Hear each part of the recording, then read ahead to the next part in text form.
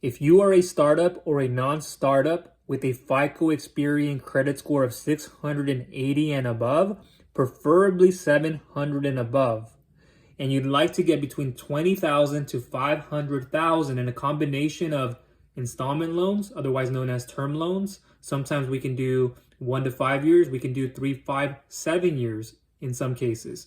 Personal lines of credit and or business credit cards.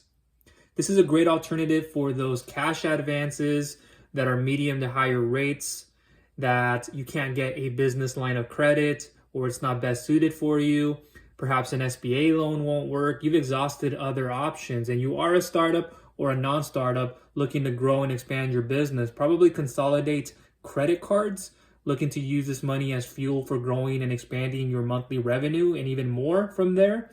Also, for it to be more cost effective, you have mortgages, you have real estate properties, you're looking to save money as well, and a lot more. So there are these personal / startup loans as well as for non-startups, and I'll go into a few details and we'll close up. But this will be down below in the description. If you click the very first link or one of the two, it'll take you over to my page where I will have a video or content, and underneath that you'll see the specific qualifications and requirements to it and how to get started. This is very legitimate. I'm an expert business loan broker. My name is Michael with Viral Funding Solutions, and I've helped out a lot of people get startup funding, non-startup funding, and I work with all services: personal, business credit, term loans, SBA loans, everything else out there you can think of. I'm up to date in the market, unlike others who will overpromise and underdeliver, overwhelm you. Can you even trust them? I run multiple businesses too, so it's like, why would I want to give somebody my business if I know they won't take care of it, or they won't answer my toughest questions, or don't know how to deliver for me and really go to work? Because I do that with the best underwriters and lenders that I have in my internal team. So what are some of the parameters, and then we'll close up here. So aside from having a 680 Experian, we can do a soft pre-approval initially. And then once I and my team look at this and I get feedback from the underwriter, then I'll be able to communicate with you if you have the green or red light to move forward. This is a range we can try to do. If you would like to, then we can work on sending over a personal tax return or two that I'll request from you and or my team, and we can look at that. It is very legitimate. It's very safe and secure, just so you know this. I won't mess with anybody. I don't want anybody doing that to me. And I won't pressure you. I'm not like that. I come from an academic background. I've been doing this long enough, but I'm not that kind of person, salesy or anything like that. So 680 and above. To get personal lines of credit, you normally want to have stronger credit history. So a 700 and above, at least on 2 of the consumer credit bureaus. A lot of the times they'll ask for 3 to have it fully optimized or for what they're looking at in that type of lender. But with the lump sum, a lot of the times you can get in with the 680 Experian credit score, but it is also more than just the score. It's on the credit history, the credit worthiness. There is no time in business. However, there needs to be at least 5 trade lines. Certain lenders would like to see 3, 4, 5 trade lines. You have mortgages, car loans. What kind of payments, what kind of loans have you taken on? What has been cleared? Have you built enough accounts, enough history for us to determine that yes, you are creditworthy and you are trustworthy, and when we give you this amount, we know better that you have a higher chance of paying it back. And 1 to 5 years, no time in business, but it requires a lot of the times at least 5 trade lines.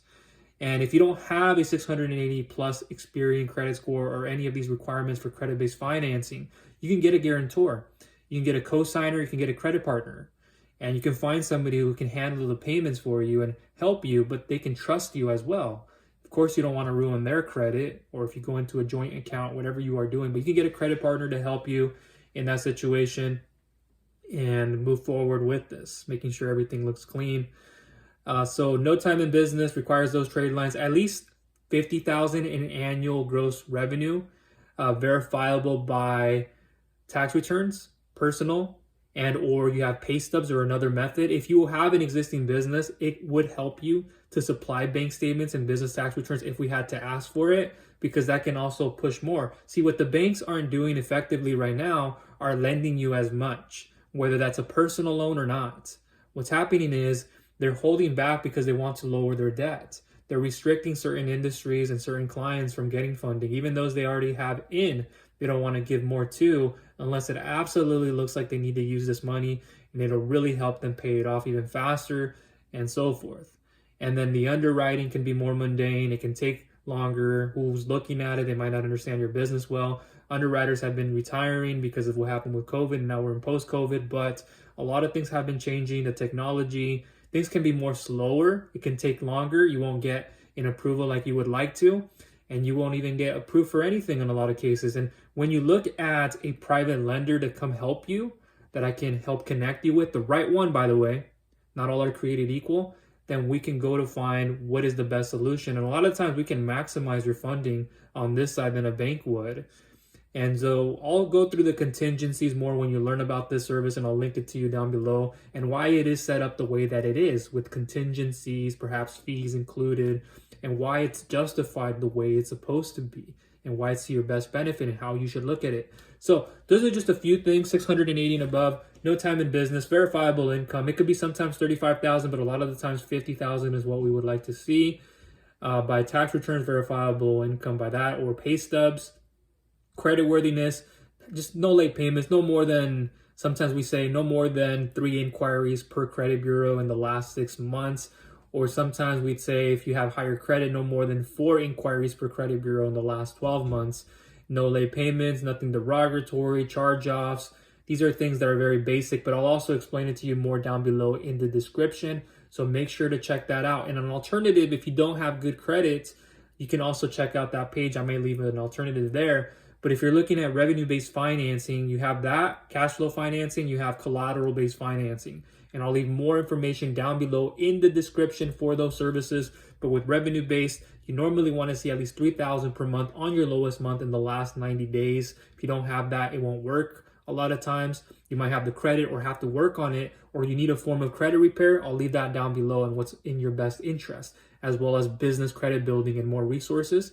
On top of that, and if you haven't done this, there will be a questionnaire down below. You can go ahead and click that link, select one of the 2 options if it is still presented that way from me, and then you can fill out that questionnaire to get in touch, where then I'll evaluate, analyze it, and give you a proper response back via email on your best funding option and options thoroughly broken down like nobody else's business. It'll be very nicely put together for you, and you'll see these options and what to do, because not all credit-based, not all revenue-based, collateral-based options are the same. No lender is the same. Underwriters, who's looking at your file internally, and what we can do. So that'll wrap up everything in this video. Look down below for the credit-based financing, personal/startup loan. What are the options there in case maybe you can't verify by income on taxes? Maybe you can't verify it another way. Maybe I'll have some other solutions, and revenue-based as well as collateral. So that is everything from me. If you did like this video, please give it a thumbs up. Share it with others if you would like, not necessary, with others who you feel will find value from it, and who need an education on this, who need to know not everybody's created equal. And if you haven't subscribed, please go ahead and do so, and click that bell notification icon so you do not miss any future content I'll be coming out with. That is it for now. Talk soon. Bye.